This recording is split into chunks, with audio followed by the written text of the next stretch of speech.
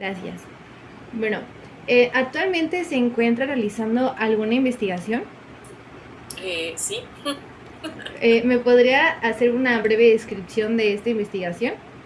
sí, claro. Bueno, mi línea de investigación principal tiene que ver con el cambio de uso de suelo, es decir, cómo los humanos transformamos los paisajes, en pocas palabras, y las razones inmediatas de por qué lo hacemos, pero también los factores ambientales, sociales, contextuales, tanto biofísicos, psicológicos como sociales, que influyen en esta toma de decisiones y el cambio. Entonces, ahorita, bueno, desde hace mucho tiempo me encuentro evaluando sobre todo el paisaje veracruzano, tratando de entender no solamente dónde se han llevado a cabo las mayores transformaciones de ecosistemas naturales, sino en aquellos sitios donde ha habido un aumento de agricultura, particularmente la identificación de los cultivos, hacer como análisis espaciales para espacializar cómo es que se da esta transformación eh, y,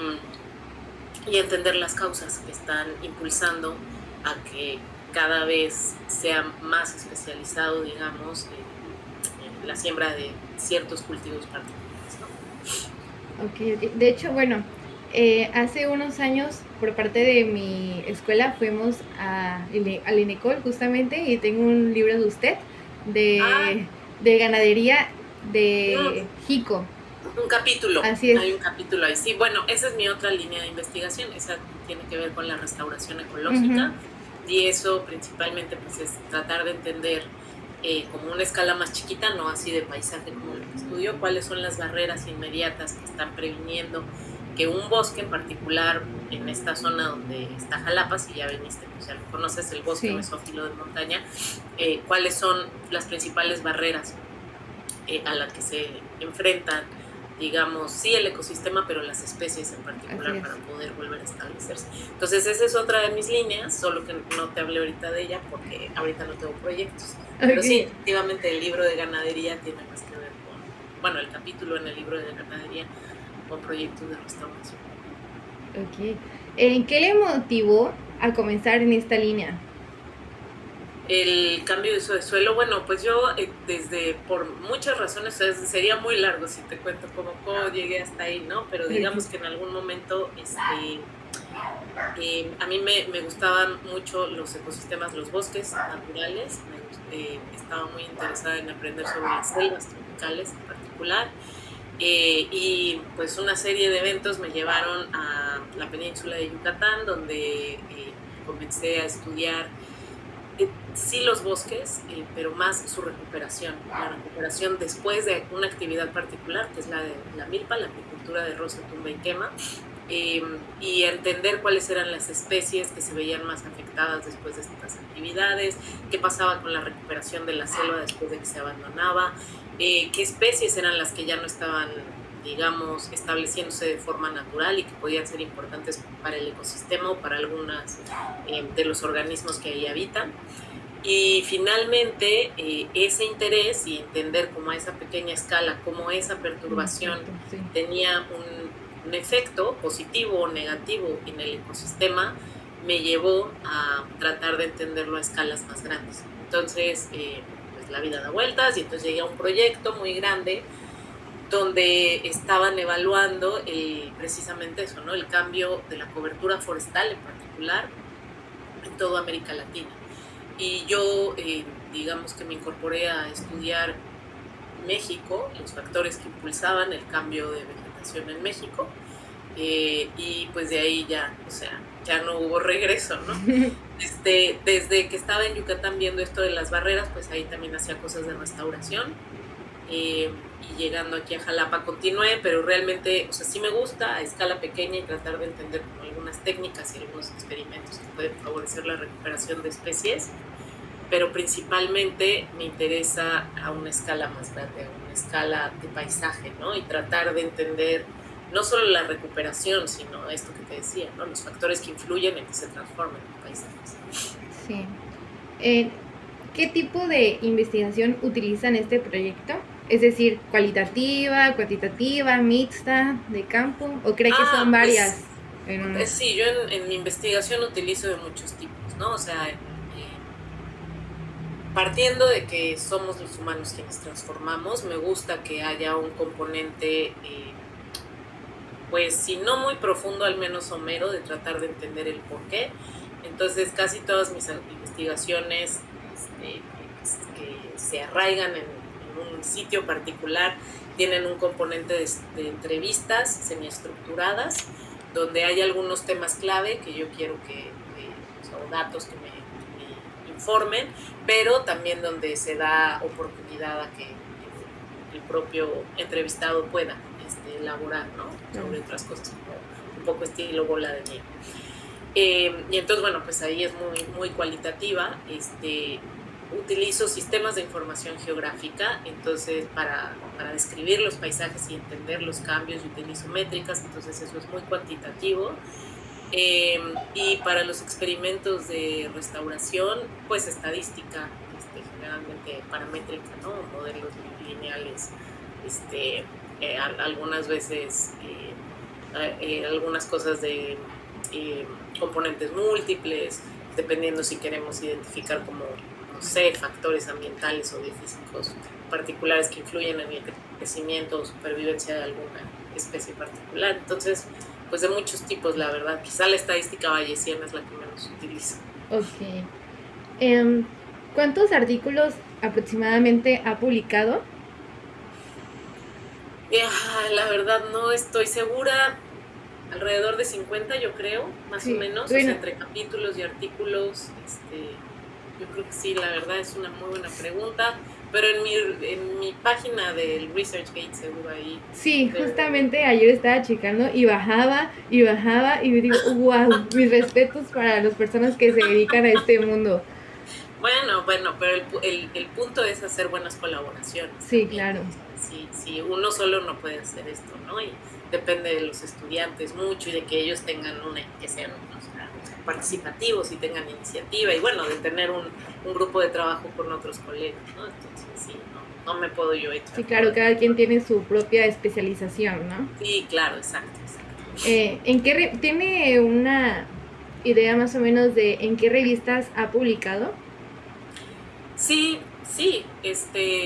o sea, ¿en qué temática? O sea, ¿de qué son las temáticas o cómo se llaman las revistas? Las revistas, el nombre de las revistas. El nombre, sí, o sea, hay una que se llama Land Use Policy, otra que se llama Regional Environmental Change, en la revista mexicana de biodiversidad, en el, espérame, me acaban de ir, otras que tengo en mente, en Forest Ecology and Management, en Ecological Engineer, en Journal of Environmental Management, no sé, qué pregunta, déjame, voy a tener que abrir mi página y te sí, puedo... con eso se está bien, no se preocupe. Ok. No hay problema, tampoco. Te voy a pasar esta, bueno, si ya lo revisaste quizá ahí, pero aquí en el chat te voy a poner la liga, pues aquí están casi todas mis publicaciones. Ok. En esa liguita de chat. Muchas gracias. Okay. ¿Cuáles usted considera que han sido los principales hallazgos de su investigación? O sea, de toda mi línea. Ajá. O de la que se encuentra actualmente investigando. Pues, para mí una de las cosas que me dejan más satisfecha, aunque es algo que aún no se publica, es un mapa que hicimos para el estado de Veracruz, donde pudimos determinar espacialmente la distribución y expansión de los como 8 cultivos más importantes económicamente para el estado. Entonces, este mapa lo que permite es no solamente ver como en los mapas comunes de INEGI o de CONAVIO que se tienen sobre México y el estado, que se tiene como áreas naturales, áreas urbanas, agricultura y ganadería, sí, sino que la agricultura ya es de muchos colores, ¿no? O sea, aquí está la caña, aquí está el sorgo, aquí está el plátano, aquí está el maíz. Y entonces entender cómo hay ciertas regiones donde está muy concentrada la producción de ciertos productos, sí, y cómo digamos, la estructura del paisaje se ve afectada por eso, porque hay algunas zonas donde realmente son extensiones amplias, muy amplias, donde se ha transformado completamente la vegetación natural y hay ciertos productos que están muy concentrados en ciertas regiones particulares, ¿no? Y entonces entender cómo esto depende de una iniciativa pues económica al final, ¿no? Porque hay una demanda de los productos, o eso al menos es lo que parece que existe una demanda, porque a veces también esa es una de las interrogantes que yo trato de responder en mis estudios, ¿no? Como realmente hay esas demandas, o sea, ¿por qué? ¿Por qué es que la política pública agrícola o de planeación del territorio ha permitido que se hagan estas expansiones de esta forma, ¿no? Entonces, bueno, eso para mí es de las cosas que, ese mapa es de mis mayores orgullos. Como te digo, ni siquiera está publicado todavía, no en una revista, y ni siquiera lo puedo publicar en una revista porque no es de interés. O sea, esto es de interés para el Estado, quizá para el país, Claro. pero no es un interés global Sí. académico. Pero vaya, de las cosas que hemos respondido con las investigaciones, tanto en conjunto con mis colegas y con mis estudiantes, en la línea de restauración ecológica es que hemos determinado ya, o sea, con mucha evidencia, que existen especies de árboles que generalmente no son considerados para proyectos de restauración, porque son aquellas especies que se conocen como de sucesión tardía, que tardan más en establecerse, pero que tienen un rol fundamental en el ecosistema. Y generalmente no son las que se utilizan, te digo, para los proyectos de restauración, porque crecen más lento, porque precisamente a veces requieren condiciones o eso se cree, que requieren condiciones muy particulares para su establecimiento y supervivencia, y hemos probado que no es así, que hay bastantes especies, una lista larga de especies amenazadas y de sucesión secundaria, de sucesión secundaria de las tardías, digamos, que realmente sí pudieran llegar a establecerse, que en algunos casos se tienen que hacer pequeñas modificaciones, pero lograr que se establezcan, digamos que gana tiempo en términos de recuperación del ecosistema o de algunas especies, de asegurar la presencia de algunas especies que pueden ser muy relevantes para estos ecosistemas y que quizá localmente están quedando extintas o incluso están en las listas rojas, ¿no? Entonces eso es una de las aportaciones que yo considero más valioso, ¿no? Como tratar de llamar la atención de que hay todo un mundo de especies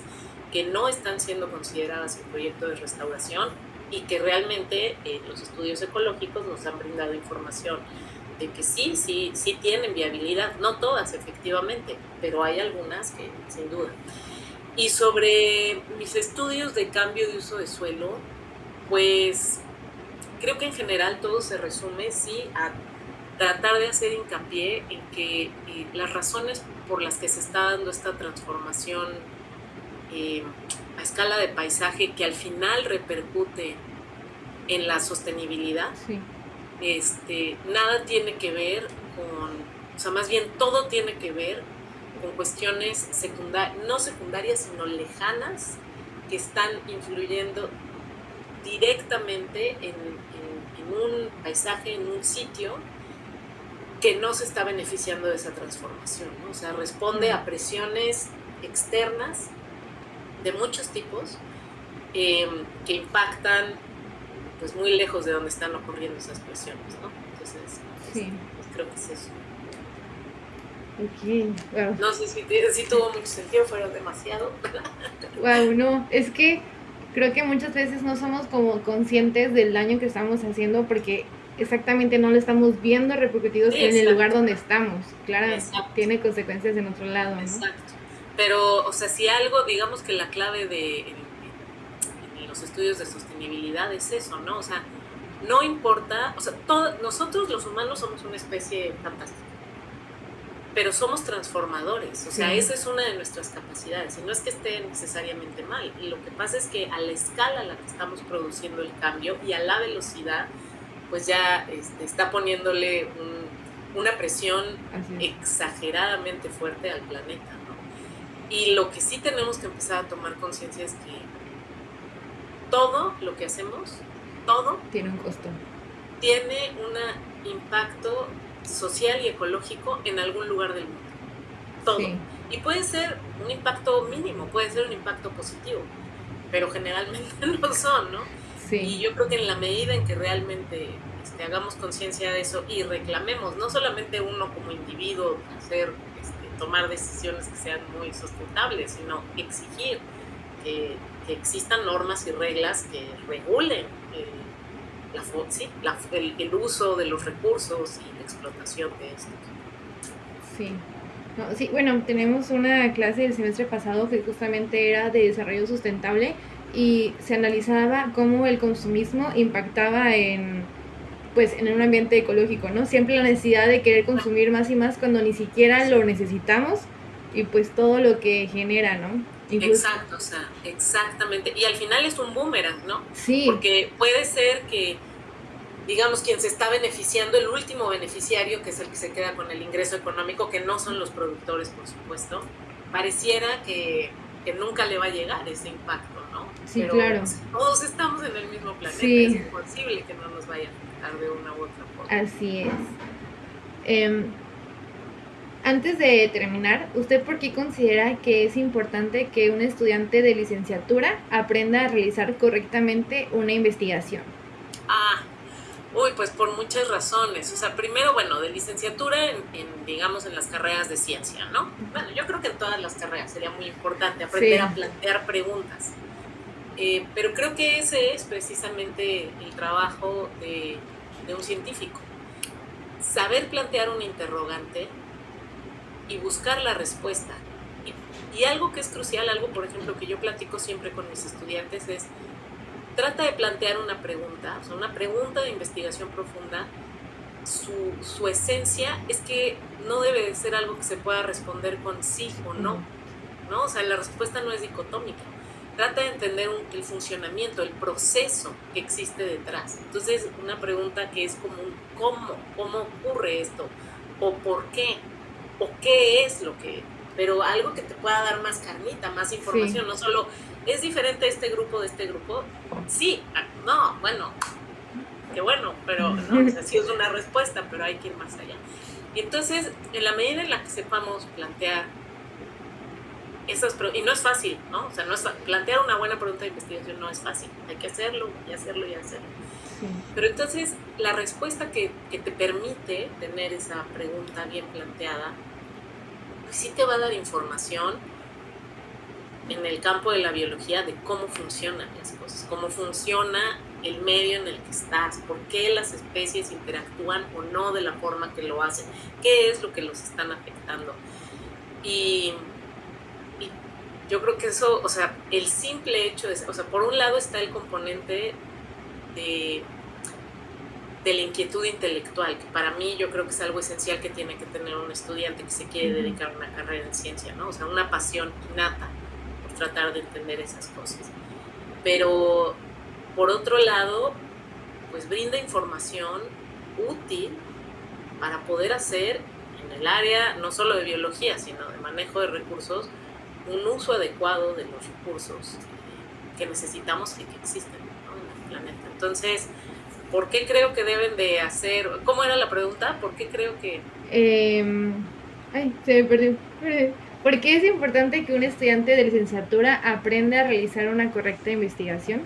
Bueno, exacto. Entonces, por eso, porque es quizá, si no deciden quedarse por este camino y seguir un posgrado, pues va a ser la única oportunidad y contacto que van a tener con hacer ciencia. Y yo creo que es un regalo de la vida, la verdad. A mí Sí. me encanta. Entonces, sí, o sea, más que por qué hacerlo correctamente, creo que es una oportunidad que no se deberían de perder. O sea, hacerlo. No sé si tiene sentido mi respuesta. No, sí, Pero sí, totalmente. sí creo que, o sea, es importante y obviamente para contribuir al conocimiento, pues que eso es la meta final de la ciencia, ¿no? Pero más allá, o sea, más allá de la aportación global que podamos hacer, pues es la aportación individual, porque además te enseña a ver el mundo de otra manera. O sea, esto te construye a ti como individuo. Sí, no sé si en todas las carreras sea igual, honestamente, pero en las que tienen un componente científico, pues sí, sin duda. Sí, sí, justo. Bueno, entiendo que usted tiene a sus alumnos, pero ¿estaría dispuesta a asesorar a un estudiante de licenciatura para elaborar un protocolo de investigación? Un protocolo, no que tengan que hacer el proyecto conmigo, solo un protocolo. Bueno, es que a lo que tenemos en esta materia, que es taller de la investigación uno, Ujú. es como empezar a desarrollar el tema para en taller de la investigación 2 pulirlo, y con objetivo es que en residencias se haga con este proyecto y posiblemente graduarse. Ok, pues mira, sí estoy dispuesta a asesorar. Yo casi he tenido 2 estudiantes de licenciatura o 3, muy poquitos, ¿no? Ok. Generalmente trabajo con maestría y con posgrado. Sí estoy dispuesta siempre y cuando sus intereses estén dentro de los míos. Sí, Y yo claro. soy, o sea, algo que tengo, la razón por la que casi no he tenido estudiantes de licenciatura es porque yo les hago una entrevista antes de Sí. aceptar, igual que a mis demás estudiantes. Y les pido que ellos precisamente, o sea, partiendo de que no existen preguntas correctas o incorrectas y de que se tiene que aprender, o sea, uno tiene que aprender a plantear preguntas y la única forma de aprenderlo es hacerlo, yo les pido que me planteen, que me digan cuáles serían sus preguntas de investigación que estarían interesados en contestar.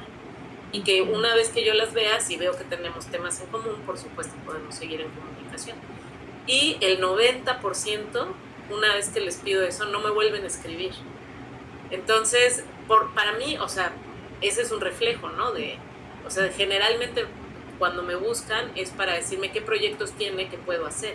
Y conmigo no funciona así, es tú qué quieres hacer. Sí. Porque otra cosa que eso sí tengo absolutamente clarita, agua de río, transparente, limpio, es que hacer investigación, por muy apasionante que sea, llega un momento donde cansa, Sí. siempre.